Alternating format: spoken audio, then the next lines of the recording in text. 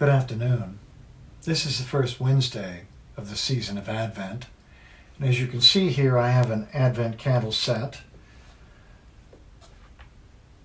3 of them are purple, 1 of them is pink, and 1 of them is white. You don't necessarily need to have the colors to mark the weeks of the season, but it's kind of nice. First candle is called the Hope Candle.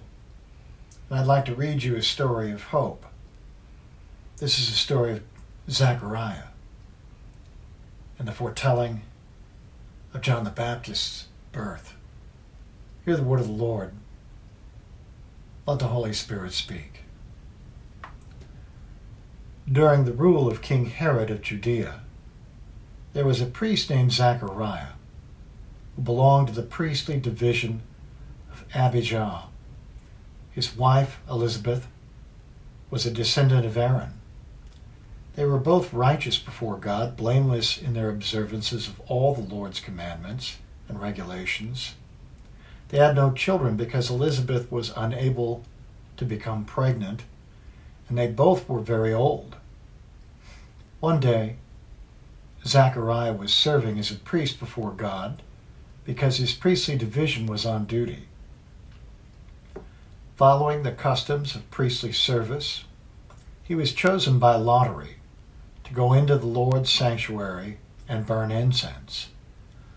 All the people who gathered to worship were praying outside during this hour of incense offering. An angel from the Lord appeared to him standing to the right of the altar of incense. When Zechariah saw the angel, he was startled and overcome with fear. The angel said, "Don't be afraid, Zechariah. Your prayers have been heard. Your wife Elizabeth will give birth to your son, and you must name him John.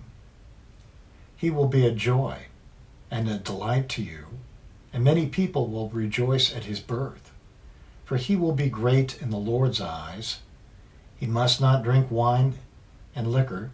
He will be filled with the Holy Spirit even before his birth. He will bring many Israelites back to the Lord their God. He will go forth before the Lord, equipping with the spirit and power of Elijah. He will turn the hearts of fathers back to their children, and he will turn the disobedient to righteous patterns of thinking. He will make ready a people prepared for the Lord." Zechariah said to the angel, "How can I be sure of this? My wife and I are very old."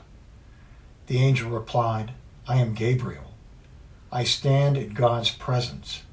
I was sent to speak to you and to bring this good news to you. Know this, what I have spoken will come true at the proper time. But because you didn't believe, you will remain silent, unable to speak until the day when these things happen."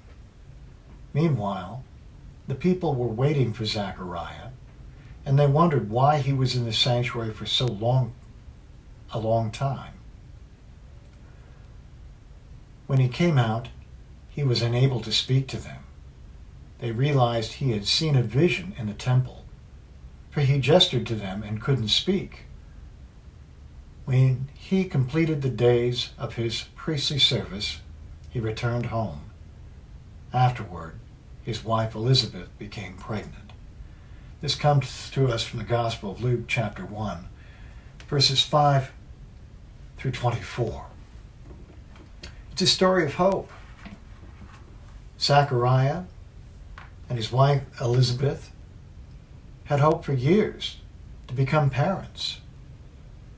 We don't know the exact nature of Zechariah's prayer, but I know how important it was. In those days, 21 centuries ago,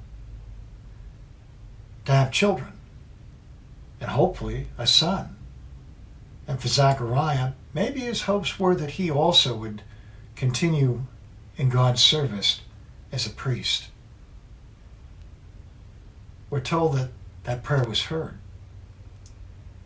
And that prayer was answered in a powerful way that not only gave hope to him and Elizabeth, but also to all those who heard the good news. We're told here that Zechariah, even standing before an angel, had a hard time believing what he was hearing and what he was seeing. And so the angel told him he would not be able to speak until the birth of John. It wasn't so much a punishment, I think, as it was a sign. And it turns out not only to be a sign to him, but also to all others who saw this birth coming to pass. What a miraculous thing for older people to give birth to a son. What a miraculous thing that this son will grow to be and do. Because it's not only Zechariah who receives hope here.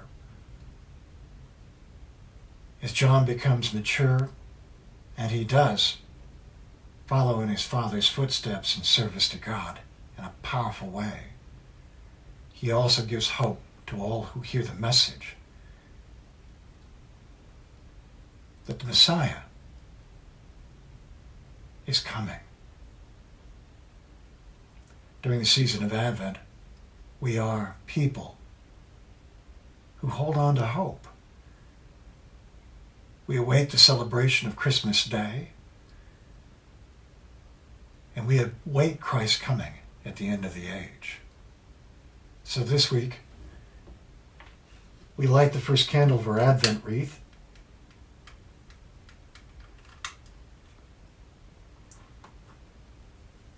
And we hold fast to hope. May the hope of Christ be yours. Amen.